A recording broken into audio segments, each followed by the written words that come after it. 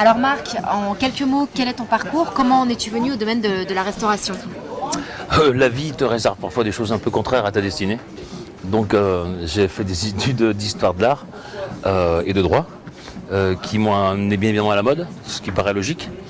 Et au bout de 15 ans de mode, après, je suis passé à la restauration. Parce que j'ai fait une rencontre heureuse avec des gens qui tenaient un restaurant absolument magnifique qui s'appelait Knox à l'époque.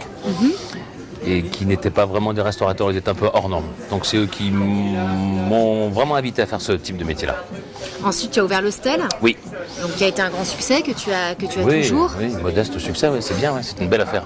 Oui, c'est une affaire qui a oui, un vrai cachet. J'aime beaucoup cette affaire. Le concept que tu développes ici au Carmelina, on va avoir l'inauguration de la terrasse, je crois, le 28 avril. Oui. Qu'est-ce que tu développes ici? Qu'est-ce qu'il y a de différent par rapport à un lieu comme l'hostel? C'est la cuisine qui m'a fait grandir.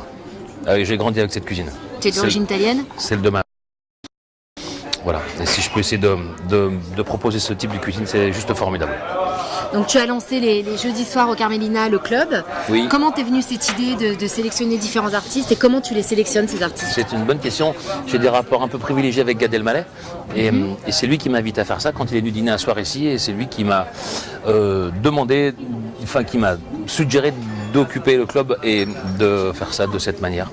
Ça fait combien de temps que le club est ouvert finalement? 1 an. Ça fait 1 an? 1 an qu'il est dédié au Café Théâtre. Et chaque jeudi soir, d'ailleurs, on va fêter les 1 an du Café Théâtre dans très peu de temps. Ça sera l'objet. C'est prévu, je crois. J'ai pas daté ça. Je crois que c'est au mois de juin, je crois. Mois de juin, ça fera 1 an. On sera informé de tout ça. Oui. Peux-tu nous parler de la prochaine inauguration de la terrasse jardin, qui est une des plus belles de Lyon?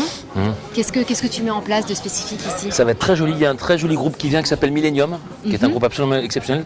Il y a des musiciens d'Eddie Mitchell qui étaient là hier soir, qui vont être présents. Il y a une choriste de Michel Sardou qui va chanter. Et il y a mon ami Frédéric Da Silva, qui est un des plus grands mentalistes européens, qui va faire des choses absolument exceptionnelles, des gens en lévitation, des choses absolument incroyables. Ça va être une très belle soirée. L'autre soir à son spectacle, c'est vrai que c'était assez impressionnant. Mais là, il va travailler en magie déambulatoire, donc il va travailler dans les jardins, ça risque d'être juste exceptionnel, je pense. Et est-ce que tu as prévu des soirées spécifiques, hormis le jeudi? Comment ça se passe, la vie de la terrasse? Tous les samedis soirs, il y a de la musique vivante. Et puis, on va faire une soirée Gypsy King, qu'on fait un petit peu toutes les années.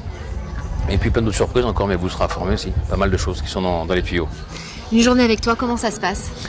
Alors en principe, c'est un déjeuner continental le matin. Après, on va courir sur la plage. Tu cours sur la plage, mais tu cours sur quelle plage? On va courir sur la plage. Après, l'après-midi, on va déjeuner les pieds dans l'eau. Ça, c'est le mode vacances. Hein.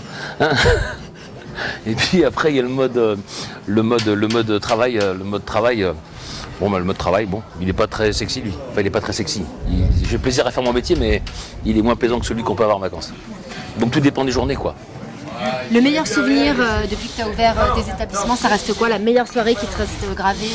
Les soirées, il y en a eu plein. Les meilleurs souvenirs, c'est nécessairement le premier jour quand tu ouvres. C'est toujours un très beau souvenir.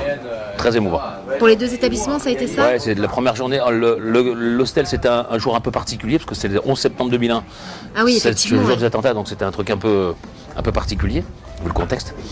Et ici, le premier jour, c'est toujours un truc sympa, quoi. La première fois, c'est toujours un truc important. Et après, d'autres soirées qui te viennent en tête?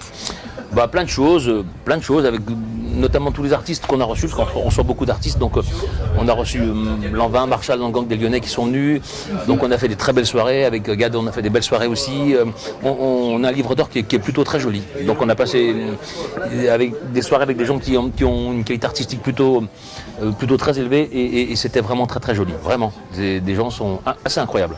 Et le pire souvenir, est-ce que tu as un pire souvenir? Non, j'ai oublié. Soirée ou je sais pas, je l'ai oublié quand c'est comme ça. Ouais, je l'ai oublié. Tes projets à venir? Un peu de vacances, ça serait bien. Voilà. Le reste, je ne sais pas trop pour l'instant. Écoute Marc, je te remercie. J'ai vraiment été ravie de partager ce moment avec toi. Et je te donne rendez-vous au Carmelina, bien sûr, tout l'été, en direct de la terrasse. Et plein de bonnes choses à la sauce de star. Merci Marc.